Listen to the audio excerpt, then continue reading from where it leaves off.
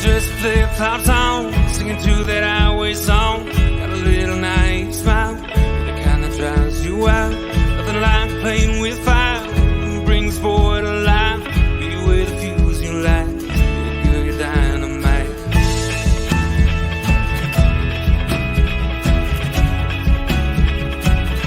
You made my day when you walked into town beside me, whispered with your eyes, let's go. You made me say what's your name, girl, you're lonely. Can I call you if I ever go down this road? And I can't seem to find the thing I want to say. Boesser's on pace for 328. The Oilers still don't have goaltending. The Leafs got lucky in the opener, and the Dodgers did it again. All on today's 14:20 in the morning. Let's get into her.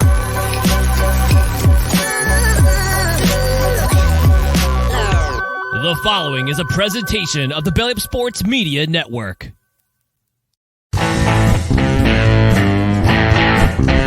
14:20 in the morning. 14 minutes and 20 seconds where the sports talk to get you through your daily commute. Hot takes, recaps, best bets, and a little humor to get your day going in the right direction. Sit back, grab your coffee, and let's get into it. 14:20 in the morning for this October 12th, 2023. Today's show, as always, is brought to you by SeatGeek.com. The SeatGeek app. Use promo code 1420POD at SeatGeek.com today and save yourself $20 on your first purchase there at SeatGeek. Remember, we are part of the Belly Up Media Network. Go to BellyUpSports.com for all their great articles and other podcasts, such as No Credentials Required, the Captain Lou Extravaganza, and Craft Brewed Sports. My friends over there at Craft Brewed always like listening to those guys. And thank you very much for listening to 14:20 in the morning every day from each and every one of us here at 14:20 World Headquarters. Well, she's Overreaction Thursday here at 14:20 World Headquarters, probably all across the sports world, especially hockey fans. The NHL really got into full swing last night. Every Canadian team was on the docket last night. A couple of head-to-head matchups, obviously, with the Vancouver Canucks and the Edmonton Oilers facing off, and the Montreal Canadiens and the Toronto Maple Leafs got it going last night as well. We'll start with the Vancouver Canucks. Boesser got 4 goals last night. Big story in Vancouver, right across the lower mainland, right across British Columbia. I'm sure is that Boesser's going to be on pace for 300-plus goals in this season because he got 4 last night. Obviously, that's not going to happen, but a great start for Brock Boesser. Right place, right time, and that's what hockey is a lot of times. But expect the Vancouver faithful to be overreacting a little bit. They tend to do that now and then, or all the time throughout my lifetime. Had a good start, played well last night, and they got the goals when they needed. Their power play was clicking a little bit, and they had it. Everything was going the right way, no matter what. Overreaction probably as well is going to be happening in Edmonton, Alberta, in our provincial capital. They still don't have goaltending, and yes, it is the first game of the season, but it's got to be some kind of concern for Jay Woodcroft and the Edmonton Oilers coaching staff to not have very first game of the year where they kind of played a little bit of possum. We'll get in that half a second on who was starting that game last night. But they went with Soupy Campbell. He let in 4 goals on 16 shots, and the frustrations continue. Yes, it's the first game, but that's how it got going at the end of the season last year, and that's how it kept going on and on as it is. And you just got to wonder if the Oilers are a little bit concerned with how that turned out. Didn't make a move over the offseason, go and get a goaltender. Yeah, because they're spending $3 million, I think it is, on Skinner, and $4 million for another couple of years on Campbell. So they're kind of stuck between a rock and a hard place with that goaltending duo that was not good last year in the playoffs. And now you have that the very first night of the season, and it's goaltending is a funny thing when you get down to it because you lose that space between your ears. You don't lose your skill, you lose your confidence in yourself, and then your teammates will lose confidence in yourself. Yeah, they'll say this and that, but if it's the same thing that happened last year and the year before, they got to be thinking, geez, this is going to happen again, and it looks like it just might. Yeah, they got another shot at that same Vancouver team on Saturday night in Edmonton, so it might change a little bit, but you got to think if this goes on for 2, 3, 4, 5 games, that the Oilers might want to look at maybe calling old Brent Radlinski out of retirement, getting him to go between the pipes and stop a few hockey pucks, because you can't be falling behind like that. And then every time the puck goes in your own zone, you're starting to grip your stick a little bit, and you don't want to make any mistakes. So you start pressing a little bit, and then more mistakes happen. I know it's the first game of the season, but the resume's there, and it's the exact same thing that happened last year. So it's not a new occurrence. Yeah, it's the first game of the season. Yes, you're on the road. The home team is going to be revved up a little bit. They're going to get things going they're going to be flying a little bit more and doing things a little bit differently that they won't be doing throughout the season. But after one game, the resume is there for the Edmonton Oilers and their goaltending. So it's just one thing that you might want to look at. You get into 10 games this season. It's only nine games away. Can go pretty quick on you. The other thing I want to talk about a little bit is about goaltending as well. And Connor McDavid, speaking of overreacting, he didn't overreact on Thursday. He overreacted on Wednesday night after the game. His post-game comments, he was not very happy with Rick Tocchet and the Vancouver Canucks for pulling goaltender for pulling their goaltender Thatcher Demko with 10 minutes left in the third period to put in Casey DeSmith. It's something that usually happens like with an e-bug situation, or if you got a big lead and you want to give a guy some playing time. It's usually one of those rub it in your face kind of deals to get a guy playing time. They did it. The Oilers did it last night, but they didn't do it to rub it in anybody's face. Turns out that Demko's suffering from the flu, and he was extremely dehydrated. I don't know if you guys have ever been extremely dehydrated in the past, but you tend to puke all over yourself, and that's what happened with Thatcher Demko last night. He puked inside his mask because he was so dehydrated, and the liquids he tried to put in him, they came up through his mouth. It's kind of gross first thing here in the morning to talk about that, but that's what happened. But McDavid took it as he was they were rubbing in the Oilers' face a little bit, and he took it completely the wrong way, and he probably owes somebody an apology. He won't, but that's one of those things that he didn't take kindly to that. And then he was also made a comment. McDavid didn't do himself any favors last night in the 14-20 world. I mean, I love McDavid. There's no getting around that. But his post-game comments about the Canucks had their first line or first unit power play out there, and they were scoring goals at will, and on it went. He didn't like that very much. Thought they were trying to run the score up. You know how you don't get? You know what? That shouldn't bother you, McDavid.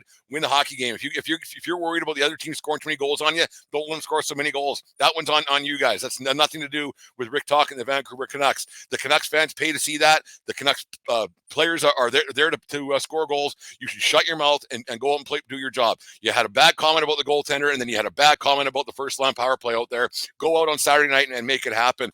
Next overreaction I want to talk about. The Connor Bedard, the wonder kid, the kid that everybody's talking about, he got his first National Hockey League goal last night for the Chicago Blackhawks in their 3-1 win, or 3-1 loss, to the Boston Bruins. And I don't know the guys, the announcer, who he was for the Chicago Blackhawks. I don't care. I probably won't tune into a Blackhawks telecast this season. I'll watch them when they're just on the national game. I won't go out and search out the Chicago Blackhawks. It's going to be a bad hockey team again. But when he got his first goal, it was a wraparound goal. It was nice. It was a nice goal, I guess. But their announcer, he said, one of 1,000 to come. That guy is stupid. That's a stupid comment. You had all summer long to take care of that. You had all summer long to come up with Bedard's first goal, what you were going to say, and that's what you came up with, the 1,000. The best player to ever, or the greatest player to ever play the game, Wayne Gretzky, didn't get to 1,000. Alex Ovechkin, the greatest goal scorer to ever play the game, he's not getting to 1,000. Bedard's not getting to 1,000. You had all summer long to get to have a goal call, to come up with something that was much more brilliant, much more intelligent than that, and that's what you came up with. Horrible call. That's an overreaction, overreach 100% on the Chicago Blackhawks game day, or TV announcer, whatever you want to call them. The other one I want to talk about is in Montreal, in Toronto last night. It was kind of it was a good hockey game, entertaining to say the least. 6-5 final, I think it was, in a shootout. Austin Matthews got the hat trick. The Leafs or the Habs should have been up 3-0 at one point in the second period. It was 2-0. It was one of those phantom offside plays that had nothing to do with the play. The guy was a half a millimeter for our American friends. That's not very much. It's less than an eighth of an inch. It's about a 16th of an inch when it comes down to it. There was one of these phantom offside calls. Had nothing to do with the play. The Montreal Canadiens scored. They went back upstairs onto the replay, and then they disallowed the goal. I hate that. I hate that with every sense of my being when they make those calls. It had nothing to do with the game. It's a phantom call. It's a BS move by management. Yes, it's by the rule book. Yes, it is. It was offside. I totally understand that, but it does not go with the feel of the game, and that's not why the instant replay was created. It's ridiculous to have that being a move and a call in hockey and in any sport when they use replay to their advantage to get away from their own misfortunes. If it's a blatant offside where it affects the game, I get it 100%. But when the guy's skate blade is off the ice by a millimeter and you're calling that offside, that's a BS move. It's a complete BS move. It's the same thing when a guy holds it to tag on a guy at second base and the guy lifts his foot to scratch his jock and then his foot leaves the base. Like, whatever. That's not. It's the spirit of the rule. It's not the reason why it's called. And the Toronto Maple Leafs got very fortunate last night to not be down 3-0. They ended up going up 3-2. It's disheartening for a Montreal team who played hard last night on the road, who's not going to get a lot of wins this year. And for that call to come around and do that is absolutely ridiculous that can happen in a hockey game like that, in that kind of magnitude. Good hockey game. Nylander scored a nice goal. They didn't get any goaltending last night. Austin Matthews with the hat trick. He's on pace for the 246. He's a little bit behind Brock Boesser at the 328, but we'll see what he can do. I expect Matthews to get at least 50 this year. He's a hell of a goal scorer, probably the best pure goal scorer in the game now that Ovechkin's on the downhill slope a little bit. It was an entertaining game, a lot of fun to see that. It was good to have hockey back on the television last night at full bore. The other overreaction, they better be overreacting, is that Los Angeles Dodgers lost again in the playoffs. They didn't get it done for the 11th straight year in the playoffs. They got the three-quarter COVID World Series that you can kind of count. It's in the history books. It's up there. They have the banner and everything else. But in the 11 years they've been making the playoffs, they have the COVID World Series, and that's it. That's an absolute embarrassment that team and that payroll and the stars that they've had over the years have not been able to get it done. Is it? It cannot be just Dave Roberts, the manager of the Dodgers. It can't just be him. There's no way to have that kind of ineptitude throughout that franchise to not get it done year after year, to lose last night to the Arizona Diamondbacks, to get swept in the NLDS like that. I don't understand why the Dodgers have that ineptitude every year in, year out, no matter what happens. They didn't hit again last night. They gave up 4 home runs in the third inning. In the third inning, it's unbelievable how that can happen. Is it just a jinx? Who knows? Is it the ownership spends money on that team like nobody's business, year in, year out? They gave money to Mookie Betts. They brought him in. They get rid of prospects year after year to get guys in, to bring guys in and get it done. And the Dodgers just didn't get it done again last night. 1988, the last time that they actually did win a World Series that actually counted, not the COVID one. Like that's a long time ago. I was just a young buck back then. It's a long time ago. 1988, 35 years, and for them to not have a World Series for that franchise at Chavez Ravine, the days of Earl Hershiser and Kirk Gibson and all that, it's a long lost memory that the Dodgers just don't get it done. Can you blame it on Kershaw? Yep, he was awful in Game 1. And then it just goes right on through.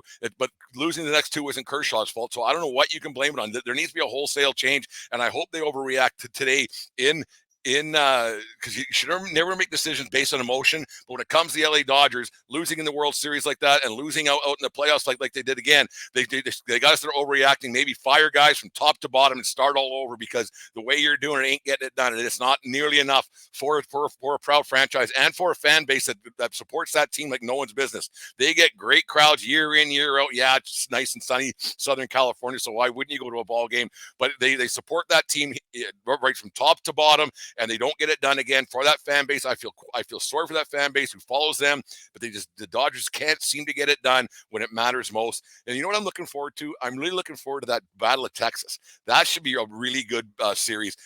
Texas Rangers can hit, flat out hit. They've been doing it all season. And then the Houston Astros, well, they're the 7th straight trip to the American League Championship Series. So you got to think they're gonna be ready to go. And I do have I kind of like the Astros team a little bit. Like I've forgiven, but I'll never forget. But I've forgiven. We've been through this a number of times. But I just see that Houston Astros team is such a juggernaut, and Altuve and Bregman and the rest. Like, it's just unbelievable what they've been able to do. And then they got, like I said, they got Verlander. That was such a great acquisition at the deadline, going out and getting him. They had a chance to get Verlander or Scherzer, and they picked the right one. They went and got Verlander, and then they got the Mets to pay for it too. What a wonderful move by the Houston Astros. That's going to be a great series when it comes down to it. And Bryce Harper is doing it again, man. He's my man crush in baseball right now. He's been unbelievable for the Phillies. That Phillies team is on a roll. I don't see them losing. I really don't. I called them when I had the Belly Up guys on the show last week to do a little baseball playoff preview, and I said the Phillies were the team to beat. It looks like they're going to be the team to beat. It'll be an interesting playoff for sure. It's been a lot of fun. Great time of year to be a sports fan. Like I was saying yesterday, make sure you go to the 1420sportsbar.com. Check out some great articles. I've been writing some art. They're great. They're really good articles that I'm quite proud of that I wrote. So make sure you go check that out. Our merch page is on there, and all the links to everything we got going on is right there at the 1420sportsbar.com. Check out all the great stuff we got going on there. Anyways, that's all I got for this morning. I don't know if I'm going to do one of these tomorrow. I got a little. We're going on a little vacay for a couple of days. I'm going to go see my little brother. I'm going to go and see him and see how he's doing. Him and his family, so we're going to go visit them and see what's going on within their lives. But yeah, so it should be Anyways, you guys don't want to hear about my life. Anyways, here's a word from our friends at SeatGeek. The foul baller. If there's a ball that's gone foul, he's gone to get it. Under his watchful gaze, all bevs, binoculars, and ballpark brats are safe.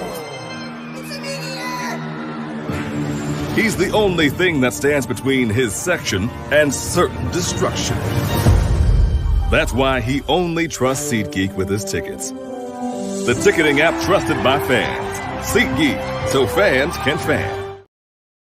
Thank you very much once again to SeatGeek for sponsoring the 1420 Sports Bar podcast. Make sure if you're going to an event this weekend, go to SeatGeek.com and use promo code 1420pod at SeatGeek.com today. All right, let's get to birthdays and on this day and get you guys out of here and go and enjoy your Thursday. Here we go.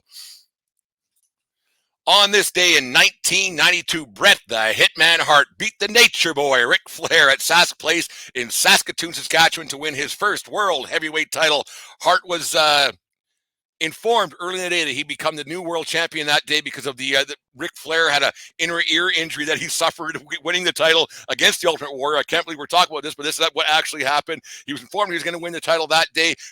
Vince McMahon wanted to get away from the steroid guys, the steroid era, because that trial was coming up in the very near future. So they wanted to change the face of the organization and wrestling. So Flair gave up the title to Bret Hart in Bret Hart's father's hometown of Saskatoon, Saskatchewan. You remember Bret Hart started out those days wrestling a lot in Saskatoon when he started with his father with his father's promotion, Stampede Wrestling, back in the 70s and the 80s. So on this day, Bret Hart wins his first World Wrestling Federation World Heavyweight title that he lost to Yokozuna on April 4th, 1993 at WrestleMania 9 at Caesars Palace. There's a little trivia for you. And happy 53rd birthday to Heisman Trophy winner and former New York Knick Charlie Ward, born on this day in Thomasville, Georgia, and went on to Florida State to play football for Bobby Bowden and the Florida State Seminoles, and dabbled a little bit in basketball as well while he was there. Ward won the 1993 trophy after leading the Seminoles to their first ever national championship after they beat the Nebraska Cornhuskers 18-16 in the Orange Bowl.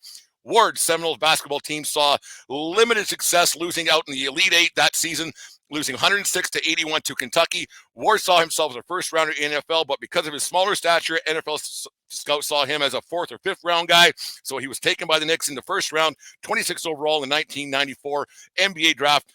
Ward played 12 seasons in the NBA, 10 of them with the Knicks, and is the only Heisman Trophy winner to play in the NBA.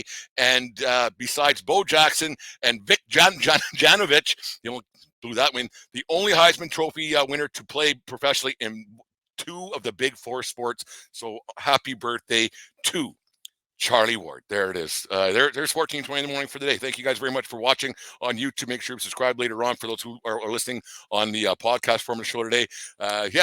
Make sure if you're going to go to a show this weekend, make sure you use SeatGeek and check out the 1420sportsbar.com for all kinds of great stuff, and sign up for the Morning Buzz too. We put that out on a daily basis as well. It gets you all your sports information that you want to get your day started right to your email, right to your fingertips. You lay in bed, hit the button, there it is. All the things you need to know from the sports world before you even get out of bed and or you're doing whatever you're doing in the morning. There it is. Anyways, that's it for today's show. Thank you very much for listening, and remember, it doesn't matter where you are. It's who you're with. Have a good day, folks. We'll talk to you tomorrow.